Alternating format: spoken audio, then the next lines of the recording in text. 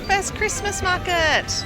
We just got here. It's the one in the palace grounds. It's pretty big. We're gonna go look around. That looks pretty cool.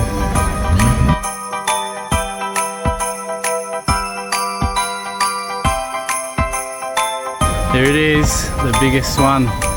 The Vienna Christkindl market. We're going in.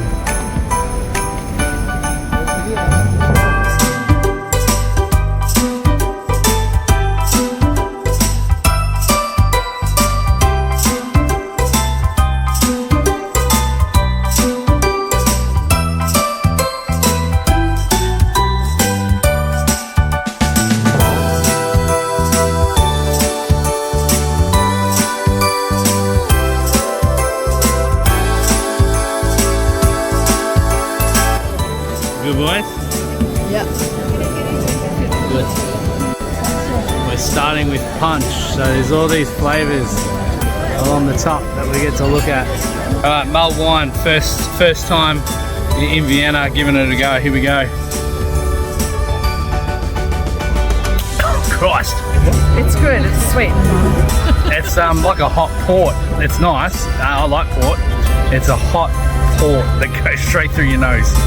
We just got our winners for dinner. We got the cheese ones. And we got a vegetarian one. He's a vegetarian. Show us. Oh, he's already gone. Cheers, bro. Cheers to the winners. That's the end of the market, so we're heading out now. And we've had something to eat, had something to drink. Bloody expensive when you've got 5 adults to feed. So we're going to go get something else on the way home because we can't be doling out 100+ euros to every market. We're all out and about at night here in Austria. The markets and nightlife is pretty alive. A lot of the streets seem quiet, and then nighttime, boom, everyone comes out. We're off to Schönbrunn Palace. The Schönbrunn Palace market during the day. As bright as it gets, 2 o'clock in the afternoon. We've been eyeing off the pretzels. We've tried some of the supermarket quality ones, which have been pretty good, but we've got one from the market now. Look at it, show us how big. It's huge. We just had a sugar one and then we've got a chocolate one. You can get savoury ones as well, but we just got a couple to share. Try the different flavours. Can we break it up, buddy?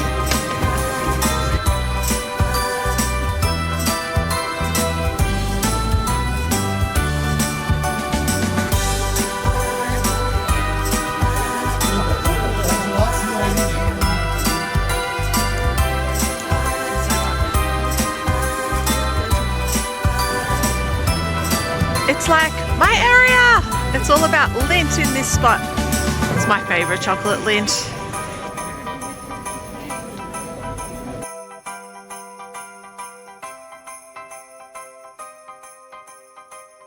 This is what we hear, basically.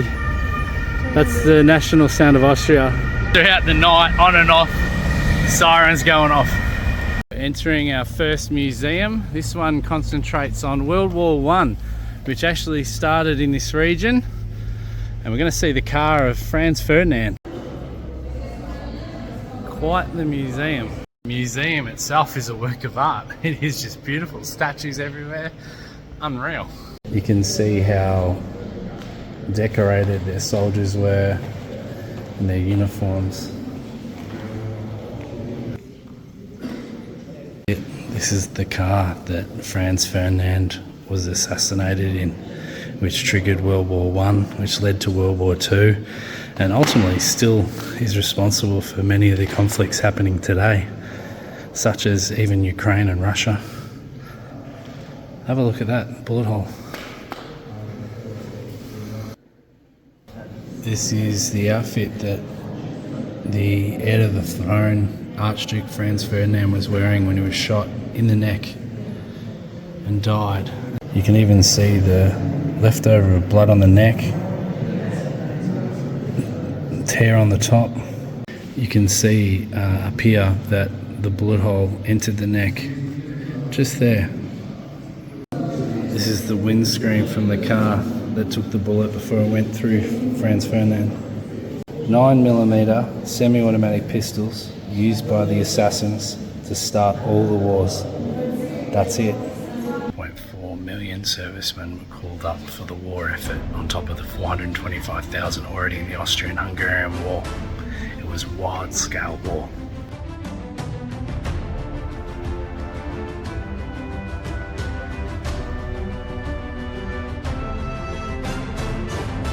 There's a listening device to detect incoming aircraft. Just a big tube. The technology meant that horses were one of the big travellers on trains and then to attack. World War I ended with Germany ultimately going down to this Austrian-Hungarian allies, and that led to the Treaty of Versailles and some signatures in a tram, which then kicked off all the austerity measures in Germany leading to World War II. Our time in Vienna's come to an end. We're just waiting for an Uber to pick us up and take us to the train station. It was only a few euro extra than actually getting the tram or train there, so for a family of 5 with our bags, it made a lot more sense to do it that way. So we're just waiting for our pickup. It was a really pretty building that we stayed in. All of the buildings here in Vienna are really pretty. That's what's really struck us about the city of Vienna. It's been pretty easy to get around. There's a lot of public transport. So now we're heading on our train over to Linz. We're off the train and we're heading through a market to get to our accommodation. I just spotted a jumper and then we saw this sign, no kangaroos on Austria. Markets are a lot quieter during the day as opposed to nights when everyone knocks off work and goes and gets stuck into the wine. Alright, adding to our collection, I've got Jungle Punch. This time it's like a fruity, warm fruit salad top. Not as strong as some of the other ones I've had so far, but pretty good. This is the main Linz Christmas market on the Hauptplatz, or their town square.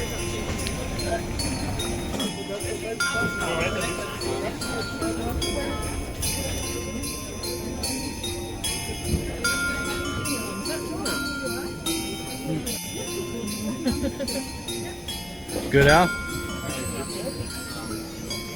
How is it, Al? Has? We're walking through Mauthausen in Austria. It's a Sunday. The one cab driver that works the town has the day off today. So we're doing the prisoner walk, which is the route that the prisoners of the Mauthausen Concentration Camp would have had to march through to get to prison, to this pretty nasty World War II site. This here was the last of the concentration camps to fall at the end of the war. And once the prisoners were liberated, the SS guards fled. They took the Nazi coat of arms off that spot at the top up there, signifying the fall of the regime and their freedom. The room where dead bodies were taken to. And the only way out of this camp as a category 3, the worst in the Nazi Reich, was through death. This is the barracks that the prisoners were held in, sometimes 2 to 4 people per bed. So there's showers, the BO stand, come out in the middle and they wash themselves from that water. Just no hope, and the only way to leave here, dead. The men who were sent here initially as political prisoners, people who didn't agree with the Nazi Reich, but as the war started, the prisoners started to flow from foreign nations. There was actually 7,000 Spaniards, were probably the biggest population that were held here, and there's a movie called The Photographer of Mauthausen, and he actually smuggled film out of this prison to show what the Nazis were doing here, and used it for evidence at the Nuremberg trials, when we're going to be going to the trial rooms when we get to Germany. Behind these barracks, you can actually see the footings of all the other barracks. They've maintained them so you can see. About 200,000 prisoners went through this place. Any one time there was 85 to 90,000 maximum on site here at Mauthausen. The prisons where you were taken when it was time to be executed, by gas chambers, by exhaust gas from vehicles, sometimes shot or killed down at the quarry. You can just see the stairs of death down to the quarry below.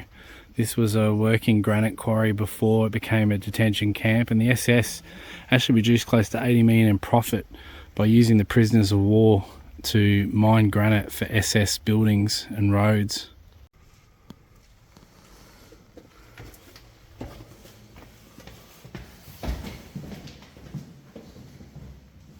In 1940, this was where the bodies were burnt. If you died working, disrespecting the guards, just trying to live, you would end up in here. It's genuinely horrifying and amazing that humans were able to do this through World War I, World War II. It's terrible. This is a gas chamber, still here. Gas would come through all these pipes through the roof. This was the last camp liberated in the war, and the Americans turned up and found that the SS had abandoned and left, and it was just the prisoners left, and they were really excited to see them and knew the war was done. There's a range of memorials here, many which look like were contributed by families, person after person.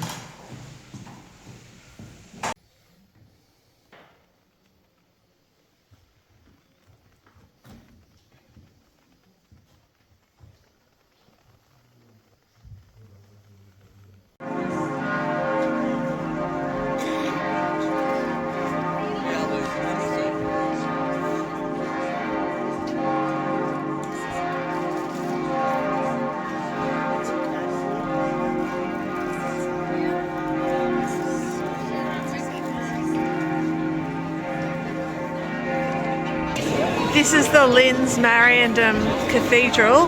It's lit up at night, absolutely stunning behind me, just beautiful. We came to this market specifically because they actually had music, so we haven't had live music at any of the markets yet, so I'm pretty excited to see some live music. Hopefully they actually play some Christmas carols. They've also got the market, which is actually a brand new market this year. It's here for the first time.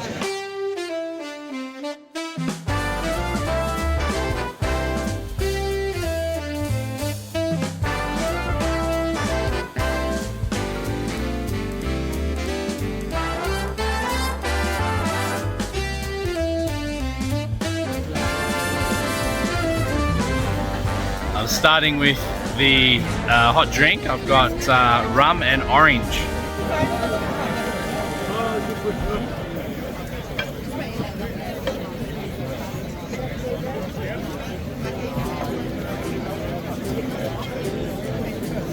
We're waiting at the Linz train station, about to get our train over to Munich.